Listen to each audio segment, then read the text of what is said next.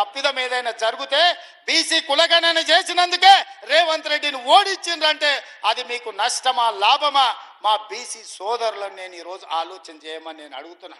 నేను మీకోసం కొట్లాడుతున్నా, నేను మీకోసం పనిచేస్తున్నా. నరేందర్ రెడ్డి గెలిచినా ఓడినా ఎమ్మెల్యేలల్లా ప్రభుత్వానికి వచ్చే ప్రమాదం లేదు. కానీ ఈ ప్రభుత్వం చేసిన నిర్ణయాలు ఈరోజు బీసీ కులగణన నరేందర్ రెడ్డి ఓడితే చేసింది తప్పని తప్పుడు ప్రచారం బీజేపీ వాళ్ళు బీఆర్ఎస్ వాళ్ళు చెయ్యరా? మీరు ఒక్కసారి ఆలోచన చెయ్యండి. ఇవాళ ఎస్సీ కేటగరైజేషన్ 30 ఏళ్ళ నుంచి మీరు కొట్లాడుతున్నారు. కృష్ణ మాదిగ పోయి మోడీని కౌగిలించుకున్నాడు.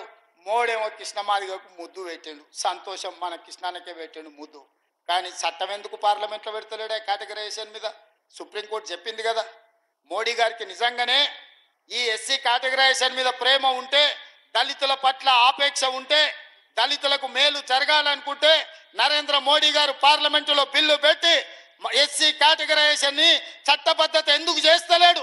ఇవాళ ఎందుకు అడుగుతలేడు కృష్ణ మాదిగ గారు, కిషన్ రెడ్డి గారు అని నేను అడుగుతున్నా. ఇవాళ నేను ఎన్ని ఆటుపోట్లను ఎదుర్కొని షమీం అఖ్తర్ కమిషన్ వేసి ఎస్సీ కులాల కేటగరైజేషన్ మీద నివేదిక తీసుకొచ్చి ఈ రోజు ఎస్సీ కేటగరైజేషన్ చేసి మీ ముందు నిలబడ్డా. కేటగరైజేషన్ చేసినందుకు ఇవాళ మీరు నన్ను శిక్షించదలుచుకున్నారా? వీళ్ళ మాటలు నమ్మి అని చెప్పి నేను ఎస్సీ సోదరులను అడగదలుచుకున్నా.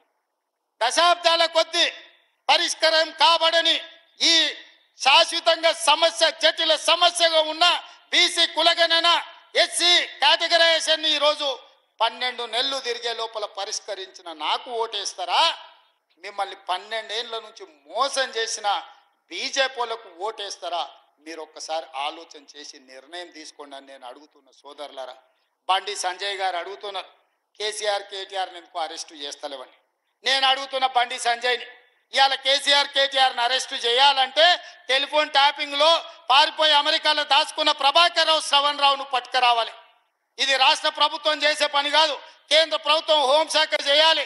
10 నెలలు అయింది మీకు లేఖ రాసి రెడ్ కార్నర్ నోటీస్ ఇచ్చి ఆయన వివరాలు ఇచ్చి అమెరికాలో ఉన్న ప్రభాకర్ రావును, శ్రవణ్ రావును ఎందుకు మీరు పట్టుకొస్తలేరు బీజేపీ వాళ్ళని నేను అడుగుతున్నా. మీ చీకటి ఒప్పందంలో భాగంగా కాదా ఈరోజు ప్రభాకర్ రావు, శ్రవణ్ రావును తెలంగాణకు పట్టుకొస్తే కేసీఆర్ కేటీఆర్ జైల్లో ఉండాలి, చెర్లపల్లిలో చిప్పకూడు తినాలి. కాబట్టే ఢిల్లీకి వచ్చి చీకట్ల మీ కాళ్ళు పట్టుకుంటే మీరు కాపాడి ప్రభాకర్ రావును, ఇవాళ శ్రవణ్ రావును అమెరికాలో దాచిపెట్టింది నువ్వు కాదా బండి సంజయ్ గారు? నేను అడుగుతున్న బండి సంజయ్ని, కేంద్ర హోంశాఖ సహాయ మంత్రి నువ్వే కదా, ఎప్పటి లోపల ప్రభాకర్ రావును తెస్తావు, ఎప్పటి లోపల శ్రవణ్ రావును తెస్తావు? వాళ్ళని తెచ్చి మాకు అప్పచెప్పు. కేసీఆర్ కేటీఆర్ని అరెస్టు చేస్తామా లేదా మేము చెప్తాం. మేము గొర్రెల స్కామ్ జరిగితే మేము కేసు కడితే ఉన్న పేపర్లన్నీ ఈడీ తీసుకుపోయింది. మేము ఫార్ములా ఈ రేస్ కార్ల కుంభకోణం కోట్ల రూపాయలు దేశాలు దాటి ఇతర దేశాలకు కేటీఆర్ తరలిస్తే మేము కేసు కట్టంగానే ఈడీ ఆ పేపర్లు కూడా తీసుకుపోయింది. నేను అడుగుతున్న బండి సంజయ్ని, ఈడీ కూడా నీ కిందనే వస్తుంది. ఫార్ములా ఈ రేస్లో కేటీఆర్ని ఈడీలు ఎప్పుడప్పుడు అరెస్ట్ చేస్తారో చెప్పు. గొర్రెల స్కీమ్లో బీఆర్ఎస్ వాళ్ళని మీరు ఎప్పుడు అరెస్ట్ చేస్తారో చెప్పుండ్రి. విదేశాలలో టెలిఫోన్ ట్యాపింగ్లో ఉన్న ప్రభాకర్ రావును, శ్రవణ్ రావును ఎప్పుడు తీసుకొస్తావో చెప్పుర్రి. మేమేమో కేసులు కట్టాలి, మీరు ఆ కాగితాలు సంకలు పెట్టి తీసుకెళ్ళి చీకట్ల ఢిల్లీకి పిలుచుకొని మీరు వాళ్ళతోని గూడు పుటాని చేసి టెలిఫోన్ ట్యాపింగ్ ఏమో పార్లమెంట్ ఎన్నికలల్లో లెక్కలు సెట్ చేసుకోరు. పార్లమెంట్ ఎన్నికలల్లో బీఆర్ఎస్ వాళ్ళు అనామకులను పెట్టి డిపాజిట్లు జప్తు చేయించుకొని మీకు 8 ఎంపీలు ఇచ్చారు. ఇప్పుడు ఫార్ములా ఈ రేస్ అదే విధంగా గొర్రెల స్కీమ్ని అడ్డం పెట్టి ఇవాళ ఎమ్మెల్సీ ఎన్నికలలో అభ్యర్థి పెట్టకుండా మీరిద్దరు కలిసి ఒప్పందం చేసుకున్నారు. ఇదేనా అని నేను అడుగుతున్న బండి సంజయ్ గారిని. ఇట్లనేనా మీరు కాపాడేది బీఆర్ఎస్ వాళ్ళని? మీరు చేస్తున్న పని ప్రజలు అమాయకులు అనుకుంటురా, ఎవరికి అర్థమైతలేదా అనుకుంటురా అని నేను అడుగుతున్నా. అదేవిధంగా కిషన్ రెడ్డి గారు ఇవాళ ఆయన సికింద్రాబాద్ నుంచి ఎంపీ, మెట్రో రైళ్లు ఎందుకు క్యాబినెట్లో ఆమోదం పొందుతలేదు? ఒక్కసారి క్యాబినెట్లో ఆమోదం పొందితే నాకు లోన్లు తెచ్చి మెట్రో నిర్మించడానికి అవకాశం ఉంది. నాకు అనుమతి ఇవ్వకుండా క్యాబినెట్లో పెట్టకుండా తాజాగా ఢిల్లీలో ఉండే మంత్రులను బెదిరించింది కిషన్ రెడ్డి కాదా?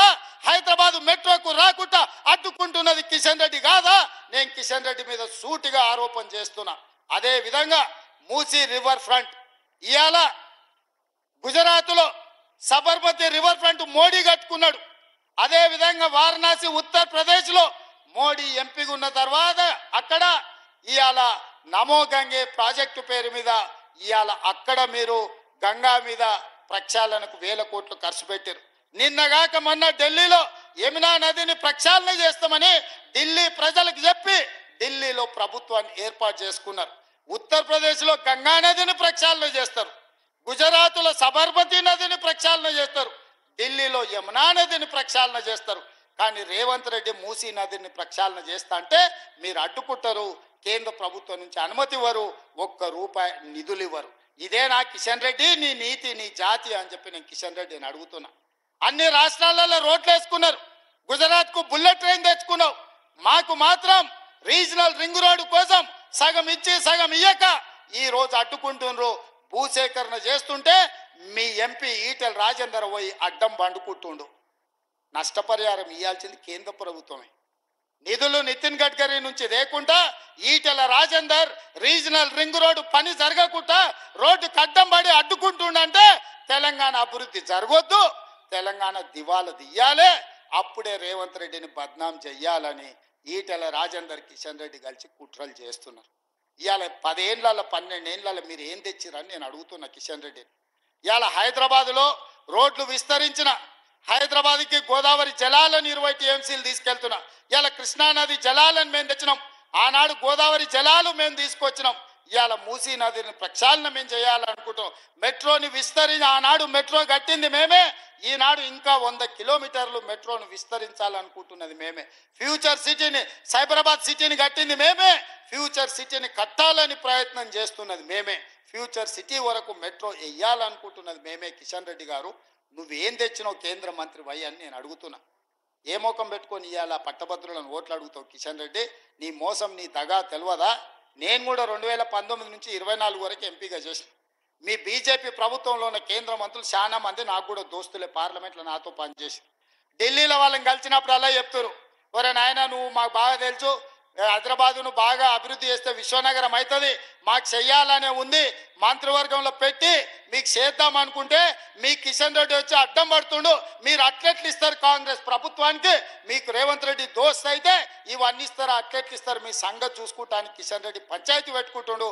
కిషన్ రెడ్డి అడ్డం పడ్డందుకే మీ మెట్రో రైలు క్యాబినెట్లో పెట్టలేదు, మూసీకి మీకు నిధులు ఇవ్వలేదు, మీ రీజనల్ రింగ్ రోడ్డు పన్నులు ముందుకు పోతలేవు, మీ పాలమూరు రంగారెడ్డి ఎత్తిపోతలకు నీటి కేటాయింపులు జరగలేదు, సీతారామ సమ్మక్క సారలమ్మ ప్రాజెక్టులు కుంటుబడినాయని చెప్పి మీ మంత్రులే స్వయంగా నాకు చెప్తున్నారు. కిషన్ రెడ్డి గారు ఎన్ని రోజులు మా పెడతావు కిషన్ రెడ్డి గారు?